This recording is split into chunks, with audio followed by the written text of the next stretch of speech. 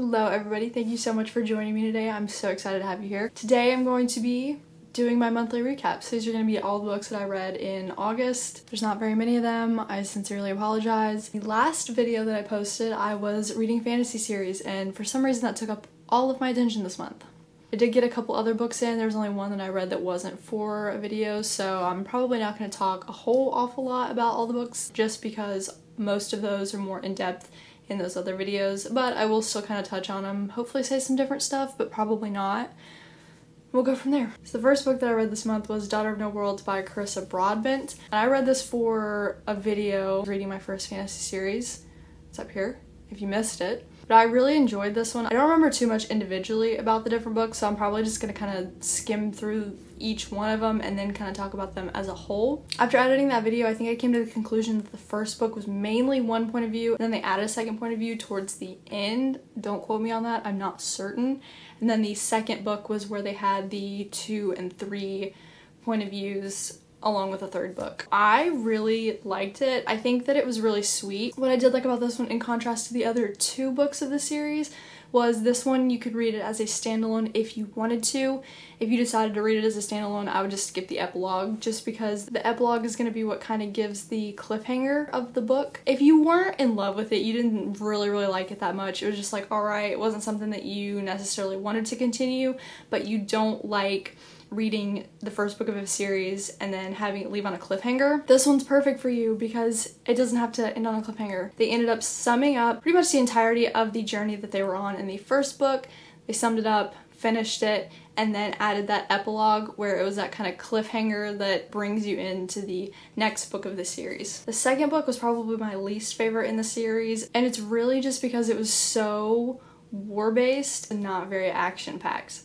I think probably the first, and I've said this in that last video, I think probably the first 60% of the book or something like that, they were talking about war and they were going to wars with other people and they were fighting and stuff, but it just didn't captivate me. It didn't draw me in, it didn't hook me. I didn't really care about who they were fighting, I didn't care about why they were fighting. I don't even think I know why they were fighting.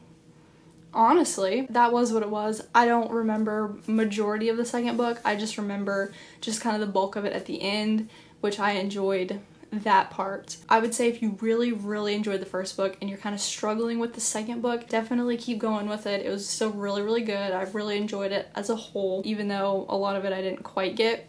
But out of the 3, that one was probably my least favorite. The third book was a lot more spicy. If you were reading this book for the romance, the romance was good, don't get me wrong. It was there. It was more of a slow burn in the first book, and then the second book I think it picked up a little bit. But the third book, man, they jumped right in. There was multiple people going at it, and good for them.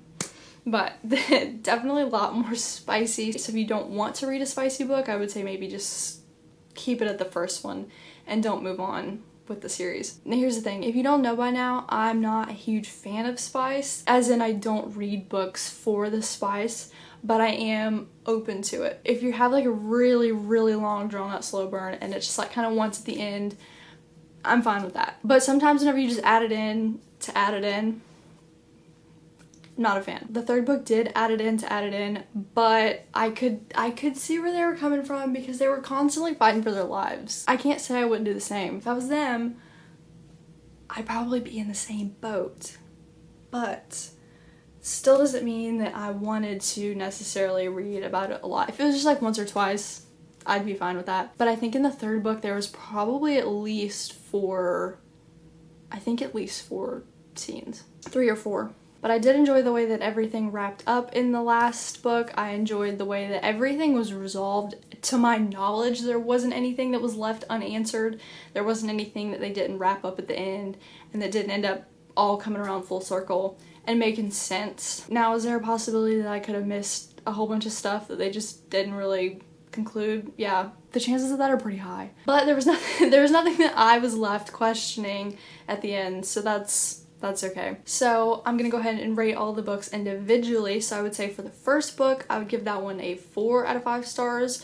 For the second book, I would give that one a 3 out of 5 stars. I'm sorry, it was, as I said in my previous video, there was probably 40% of the book that I actually really enjoyed, and that's just that's under half of the book. So less than half of the book I liked. That's just me being reasonable here. I feel like I'm being reasonable. You might not, but I think that I am. So second book gets a 3 stars from me, and then the fourth one bumped it back up to a 4 out of 5 stars. So I would say as a whole, overall, the series is a 4-star series. I'm not gonna knock it down any just because of that middle book. If you enjoy that aspect, you enjoy lots of different wars, lots of different fighting, lots of different countries coming together and just getting at it, then this might be the one for you. But for me, I didn't love it, but I wasn't gonna let that affect the score just because as a whole, I did enjoy the series a lot. Moving on, the next book that I read was All the Lies by Nicola Sanders. If you know me, and I say this like as if this has just been a lifelong thing, it's not. I've only read 2 of her books, but if you know me since I read the first one, then you know that I am obsessed with Nicola Sanders. She only has 2 books. Right, she's only got 2, but I'm obsessed with them. Now, I will say about Nicola Sanders, I can see people not liking her. I can see people thinking like, oh, these books aren't enough of a plot twist. They don't really give me any shock factor because I can guess everything, and that's fine. I can guess everything too. But the difference is with her books, whenever I guess it, I'm not mad that I guessed it because the ride and getting to the end and getting to those twists or whatever that I already expected were so good I didn't even care. And that's when it's good. Some of these other books, you can guess the plot twist and then just the getting up to the plot twist isn't that enjoyable, so you get there and then you're like, oh, okay, that was kind of disappointing. She is not like that. She's not like that at all for me. I loved this book. This was so good. I don't think I liked it as much as the first book, but this one followed a woman that was trying to get out of a really toxic relationship, so she kind of ran away from her husband via a cruise ship. There was a whole bunch of stuff that happened on the cruise ship which led her to moving in with a family in Germany and pretending to be somebody that she's not in order to buy herself time to figure out how to get away from her husband. Which, it sounds weird, it sounds kind of like weird, but it was really good. I really enjoyed it. There was so many plot twists and there was so many just crappy situations all the way around where I was just, the whole time, I just jaw on the ground. Again, I made another video where I read this book, so if you're interested in watching my reactions, you can go watch that one because that one was a wild ride for me in that book. But I ended up giving that one a 4 out of 5 stars. Love Nicola Sanders. I love it. I loved the book. But in comparison to that other book of hers that I read, I just can't get it on that level. I can't give it that extra star. And is that reasonable? Is that justified? I don't know. It just doesn't feel like a 5-star read to me. Her other book was kind of borderlining 6. Like, I'm talking, I loved that book. But this one just kind of, it gave me the same vibes. Didn't give me the same feeling. The next book that I read was The Homewreckers by Mary Kay Andrews. And I don't even know what to say about this book, honestly. It was about this girl named Hattie, and she gets scouted out by this movie producer, and he decides that he wants to make her into the next HGTV it girl. And she's not about it, she doesn't want to do it, but she has some people that she needs to pay back, and she decides that she's just gonna go for it and do the TV show. So they get a house, and then just all these things keep going wrong, all these issues, murder. That's pretty much it. I was not expecting this to be a murder mystery or anything like that. When I clicked on it, I mean look at it. When I clicked on it, I thought it was gonna be just a sweet little house renovation, fix up love story, and that was gonna be that. Like, I literally looked at it and was like, oh, she's gonna find some guy and they're gonna renovate this house together and fall in love and spend eternity in this house. But no, I looked at the title and it said murder.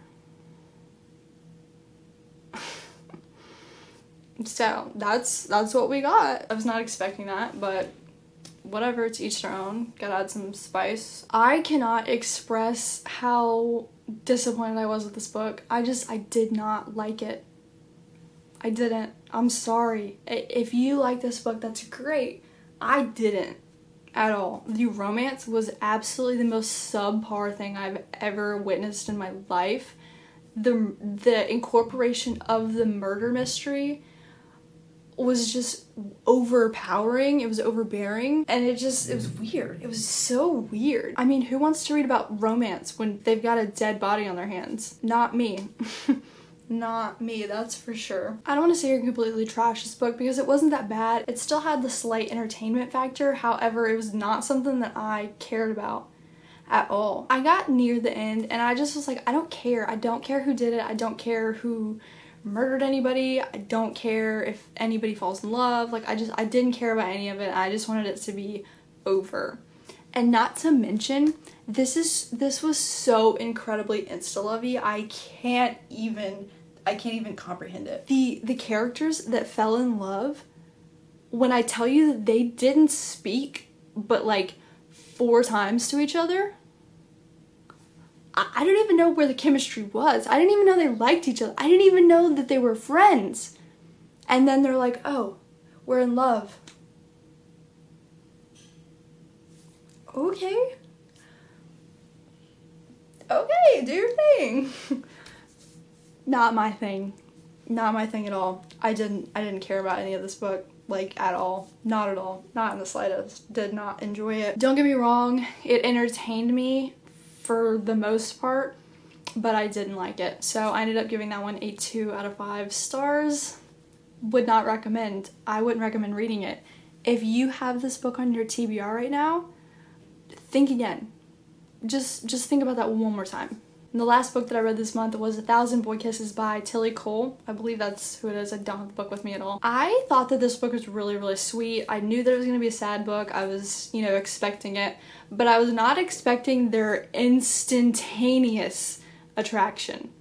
Like, when I tell you this girl jumped out of her window and he looked at her and was like, I'm in love with you at 5 years old, that was it. That was game over. It was very sweet. It did feel very YA. They felt very young to me, and all they did was make out. That's it. They just made out 1,000 times, which is fine. Good for her. But it was a little much for me. Their romance was very insta-love, and honestly, dare I say, unrealistic. Fellas out there, if you need to figure out how to treat your lady, how to do it right, you just read this book and you follow Rune. He set the perfect example for you. When I tell you this man was like, all he did all day was just, how do I come up with dates? How do I make this girl happy? He was doing it. He was doing the thing. If she wanted something, he provided. So that was pretty much all that I really cared about in that book. It was very repetitive. It was very, I don't even know what to say because I don't want to be mean. I don't want to be like aggressive to this, but it was very repetitive. It was kind of the same thing over and over again. This is the situation we're in. We can't do anything about it.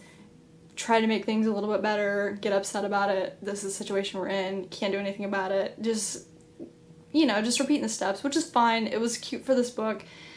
I enjoyed it. It was sweet. It was nice. It was cute. But at the end of the day, like I said, it just kind of was unrealistic in my opinion. Obviously people can be ferociously in love like that, and that's fine. That's great. But they were like 17. First of all, they were like 5. They were doing that at 5 years old.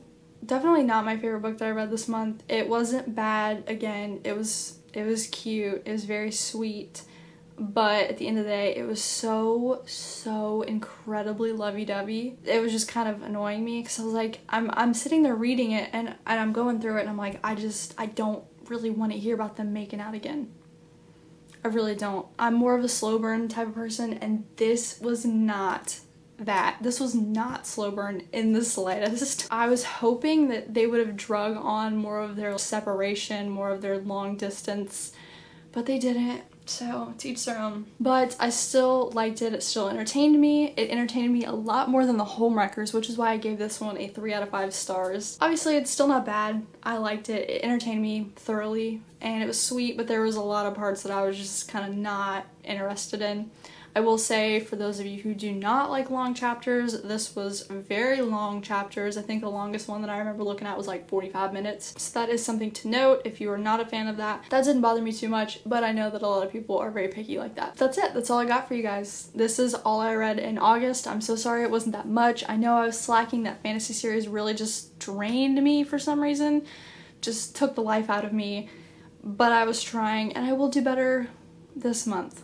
I will do better in September. But anyways, thank you guys so much for being here. I greatly appreciate you. I'm so glad that we got to chat about all the books that I read this month. Let me know what you read this month. Let me know if you've read any of these books that I read this month. Let me know what you thought about them. If you are wanting to read them, I hope that you have a fantastic rest of your day, and hopefully I will get to see you in the next one. See ya!